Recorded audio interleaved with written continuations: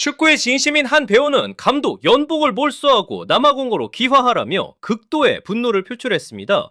원로 전문가 신문선 교수는 정몽규 회장을 불량품 제조공장상이라 부르며 축구협회라는 시스템 전체를 정조준했습니다. 2026년 독중미 월드컵 몬테레이에서 목격한 이 참극은 단순히 실력 차이에 의한 패배가 아닙니다.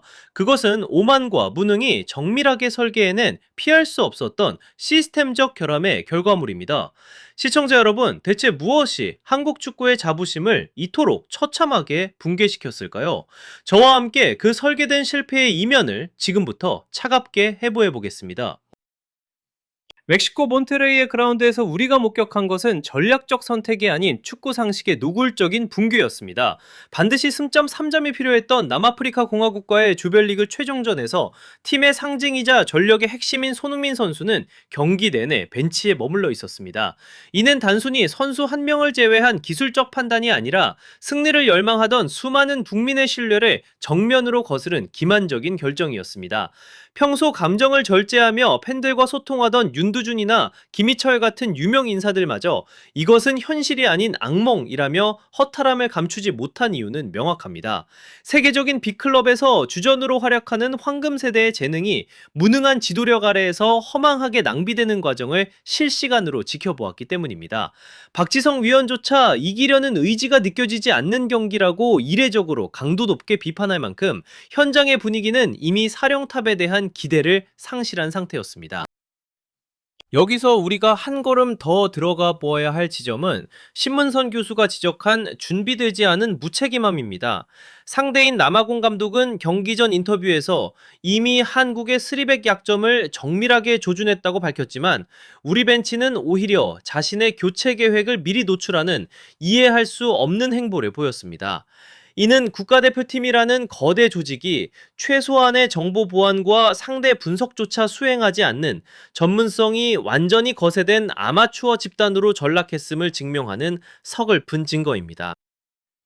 표면 아래에 감춰진 더 깊은 병폐를 직시해 보겠습니다. 신문선 교수는 2002년에 기적을 일궈냈던 거스 히딩크의 유산을 다시 한번 강조합니다.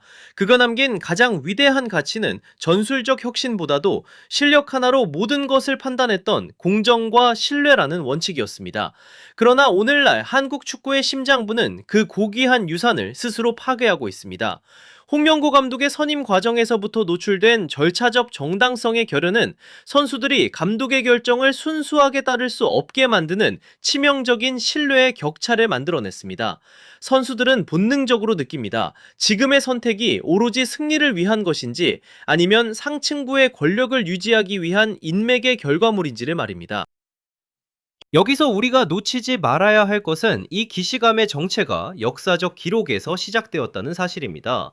1998년 프랑스 월드컵 네덜란드전 5대0 참패 이후 차범근 감독이 현지에서 전격 경질되었던 사건을 시청자 여러분은 기억하실 겁니다. 당시 리옹의 밤을 지배했던 그 공포와 혼란은 2026년 몬테레이에서 소름 돋을 정도로 완벽하게 재현되고 있습니다. 축구협회라는 거대 조직은 자신들의 행정적 실책이 임계점에 달할 때마다 언제나 현장의 지도자를 방패막이로 삼아 대중의 분노를 잠재워왔습니다. 이것은 단순한 위기 관리가 아니라 조직의 생존을 위해 축구인의 상징성을 소모품으로 사용하는 잔인한 희생의 문법입니다. 한 걸음 더 들어가 보면 몬테레이의 참극은 우연한 사고가 아니라 이미 오래전부터 프로그래밍된 시스템의 오류라는 것을 알 수 있습니다. 정몽규 체제 아래에서 축구협회의 정관은 무력화되었고 원칙 없는 특별 채용이 공정성을 대체했습니다. 준비되지 않은 상태에서 본선 무대에 던져진 지도자와 그 지도자의 전문성을 의심하며 경기장에 나서는 선수들 사이의 균열은 이미 메울 수 없는 수준에 도달했습니다. 우리는 지금 2002년의 영광스러운 유산이 인맥이라는 거대한 카르텔에 의해 무참히 난도질당하는 현장을 목격하고 있는 것입니다. 실패한 과거의 공식을 현대적 시스템에 억지로 이식하려 했던 그 오만이 결국 한국 축구 전체를 이 거대한 수렁으로 밀어넣고 말았습니다. 이것은 단순히 한 명의 감독이 물러난다고 해결될 문제가 아닙니다. 상층부의 구조적 결함이 해결되지 않는 한 우리는 4년 뒤에도 8년 뒤에도 똑같은 비극을 반복해서 소비하게 될 것입니다. 공정이라는 뿌리가 뽑힌 자리에 독버섯처럼 피어난 인맥 축구의 결과물이 바로 지금 우리가 마주하고 있는 몬테레이의 자네들입니다. 시청자 여러분, 우리는 이제 이 반복되는 악순환의 고리를 끊어낼 근본적인 질문을 던져야 할 때입니다. 이제 우리는 대한축구협회라는 거대 조직이 왜 불량품 제조공장이라는 치욕적인 별명을 얻게 되었는지 그 구조적 본질을 해부해 보아야 합니다. 가장 먼저 직시해야 할 지점은 시스템의 형해화입니다. 국가대표팀 감독을 선임하는 모든 공식적인 절차와 위원회는 무력화되었고 그 빈자리는 밀실에서 이루어지는 특권과 인맥의 논리가 채웠습니다. 공장의 제조 공정 라인이 무너진 상태에서 생산된 제품이 정상일 리 없듯이 원칙이 거세된 행정 시스템에서 탄생한 홍명보호는 태생부터 결함을 안고 시작된 프로그래밍된 실패였습니다. 여기서 우리가 놓치지 말아야 할 것은 홍명보 감독이 수행하고 있는 바지 사장으로서의 역할입니다. 현대 축구의 지도자는 정교한 전술가여야 하지만 지금의 상층부는 승리를 가져올 전술가보다 자신의 권위를 지켜줄 견고한 방패막이를 원했습니다. 이것이 바로 한국 축구 행정을 잠식한 재벌식 경영의 패단입니다. 실력보다 충성심을, 데이터보다 사적인 인연을 우선시하는 이 폐쇄적인 구조 안에서 감독은 승리를 위한 사령관이 아니라 상층부를 향한 비판의 화살을 대신 맞는 소모품으로 전락했습니다.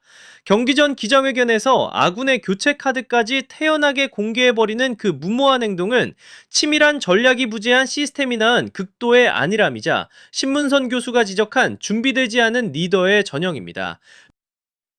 투맨적인 이유를 넘어 우리는 벤치와 그라운드 사이의 참혹한 괴리에 주목해야 합니다. 한정수 배우가 표현한 소름 돋을 정도의 평온함은 리더십의 부재를 넘어선 기만입니다. 팀이 패배의 수렁으로 빠져드는 순간에도 벤치에 깊숙이 앉아 마치 남의 경기를 관람하듯 무표정으로 일관하는 지도자의 모습은 전쟁터에서 칼을 버린 장수와 같습니다.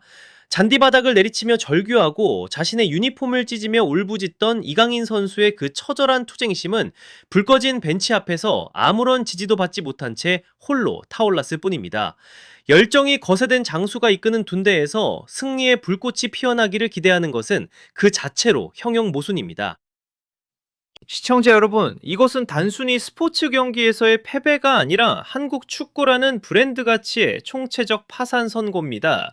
수백억 원의 예산과 세계 최고의 재능들을 보유하고도 우리가 이토록 초라한 성적표를 받아든 이유는 명확합니다. 관리자가 시스템의 효율성보다 자신의 자리를 보존하는데 더 많은 에너지를 쏟고 있기 때문입니다. 전문성이 거세된 조직에서 생산된 전략은 결코 상대를 위협할 수 없으며 신뢰가 무너진 집단에서 나오는 열정은 공허한 메아리에 불과합니다. 우리는 지금 축구라는 이름 뒤에 숨은 특권의 카르텔이 어떻게 국가적인 자산과 국민의 희망을 갉아먹고 있는지 그 현장을 똑똑히 목격하고 있습니다. 몬테레이의 참극은 단순한 경기 결과가 아닙니다. 그것은 정몽규 체제가 지난 10여 년간 쌓아온 행정적, 재정적, 그리고 기술적 무능이 한꺼번에 터져나온 총체적 파산 선고입니다. 경기 후 현지 기자가 던진 선수들이 단체로 식중독에 걸린 것이냐라는 질문은 대한민국 축구의 명예에 내려진 가장 치욕적인 사형 선고와도 같았습니다. 상대는 우리의 전술적 무능을 조롱했고 우리는 그 조롱 앞에 아무런 대답도 할 수 없었습니다. 이제 축구 팬들은 차라리 감독이 없는 게 낫다며 절규하고 있습니다. 이것은 단순한 분노를 넘어 현 시스템에 대한 완벽한 신뢰의 종말을 의미합니다. 시청자 여러분, 여러분은 앞으로의 4년을 또다시 이런 설계된 실패와 불량품들을 지켜보며 허비하시겠습니까? 아니면 이제는 정몽규라는 이름의 이 거대한 실패 공장을 우리 손으로 직접 폐쇄해야 할 때라고 생각하십니까? 대한민국 축구의 미래를 위한 여러분의 냉철한 판결을 댓글로 남겨주십시오.